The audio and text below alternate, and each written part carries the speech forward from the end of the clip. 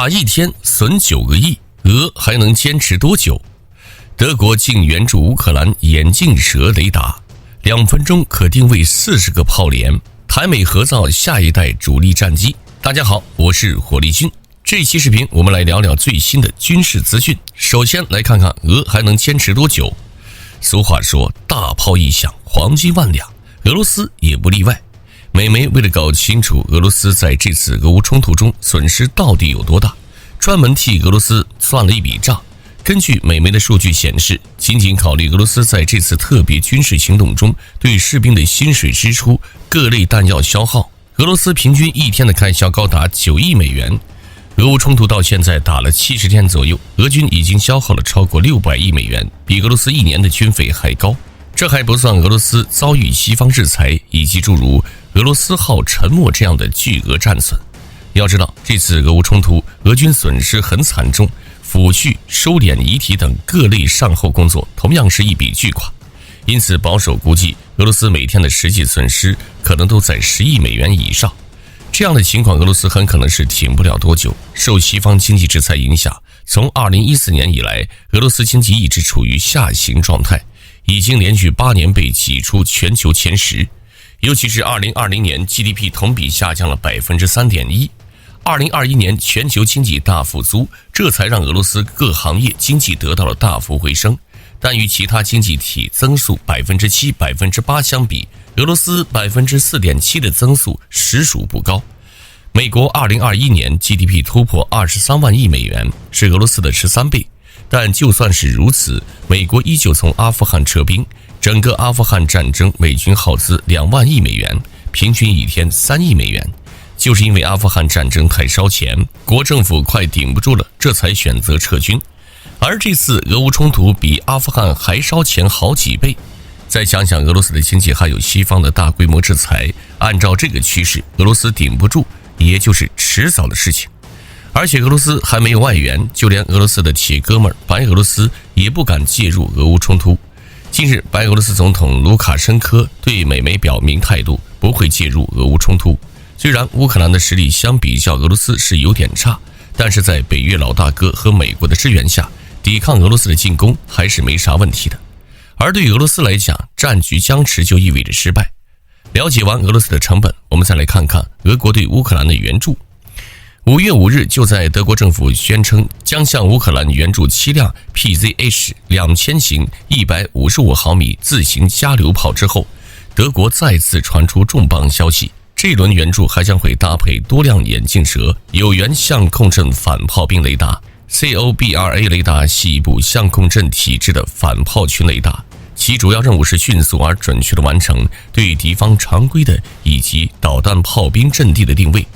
这种雷达的任务就是报告敌方火炮炮弹的弹着点位置，校准友方炮弹的兵力。该系统由雷达天线接收机、信号处理器、操作和信号组件组成，整个系统组装于一辆拖车上，以免遭受核武器的攻击，具有在战场前沿之后5至10公里工作的能力。COBRA 雷达被认为是世界上最先进的陆基武器定位系统，是欧洲多国联合研发。美国商泰雷斯集团、德国的空中客车防卫与太空公司和洛克希德马丁公司为法国、英国、德国陆军开发使用。它的潜在竞争者是美国研制的 ANTPQ37 雷达，但后者需要一辆牵引车、一辆天线拖车和一辆工作座舱车。而 COBRA 的整个设计可以用一辆平板车厢的越野重型作战卡车运载，5分钟就能进入作战状态，2分钟即可拆收完毕进入行军状态，紧急情况下仅需1分钟。COBRA 采用为随机扫描技术来覆盖其扫描扇形区，捕获和跟踪空中射弹，在执行对敌方火炮阵地进行定位的主要任务时，为尽可能的捕获目标，雷达将不断地监视着其视距范，以便给出具有最大 R 率的目标位置。雷达在捕获住几个目标的毫秒时间内，还能同时保持对该方位的连续监视。COBRA 扫描输出一定数量的虚景之后，接着计算射弹的弹剂。雷达截获住目标到向指挥所报告最后结果之前的整个过程，最大可能需要12秒时间，并将产生有限个数的不连续的目标点击。而且 COBRA 雷达可以直接部署在卡车上，不需要进行额外的平衡或千斤顶等物件的固定，就可以直接开始工作。同时，强大的计算机功能可以迅速计算每个来袭目标的波束的角度和高度，甚至能根据地形计算出坡度差异。该系统的主要任务就是定位敌方迫击炮、火箭发射器和别的火炮位置，探测范围可达100公里左右，并且可以在2分钟内快速定位40个敌人火炮目标。配合上目前北约输送的先进重型火炮武器，或将成为战场上的一件大杀器。眼镜蛇 COBRA 火炮定位雷达系统也是乌克兰总统泽连斯基跟德国要求的主要武器之一，可以大幅度提升 PZH-2000 自走炮的精准度。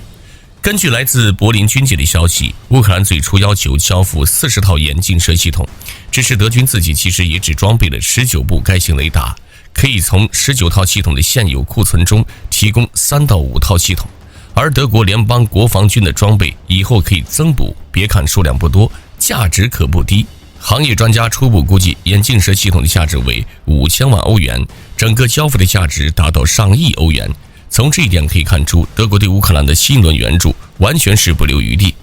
了解完德国的援助，我们再来看看台湾的下一代战机。据台湾联合新闻网5月8日报道，台军空军司令部向台立法机构提出下一代主力战机。实际上，自2019年起，中山科学研究院就开始自制下一代先进高性能战机关键技术研发计划。相关计划将整合中型的涡轮风扇发动机、航电与飞行控制系统，以打造台新型主力战机。目前台湾现有主力战机包括 F-16型机、幻影型机以及 IDF 型机等战机，其已服役多年，下一代主力战机已经成为了必须。空军计划通过台美军事交流会议，参考国际科技发展动向，并多元搜集下一代战机关键技术及先进武器获得的可能性，以提升空军下一代战机发展能量。研发的合作对象自然是美国，台空军将持续强化台美军事交流及下一代战机发展，除可建立与美互动及合作之外，并推动岛内各项新式武器研发工作。目前，中山科学研究院针对新一代战机，正通过织女星计划研发中型的涡轮风扇发动机，天使项目研发下一代高性能战机关键技术，如航电与飞行控制系统。同时，还通过弹威项目研发高效益空射导弹关键技术，实现武器自造的目的。值得一提的是，除了空军，陆军也在扩大战力。台陆军司令部今年为提升后备战力，规划于2022年至2026年间，向台防务部门军备局205厂采购班用机枪2060挺，总预算近4亿2889万新台币。另外，将向军备局生产制造中心第202厂采购87门120毫米迫击炮，总预算近1亿5739万新台币。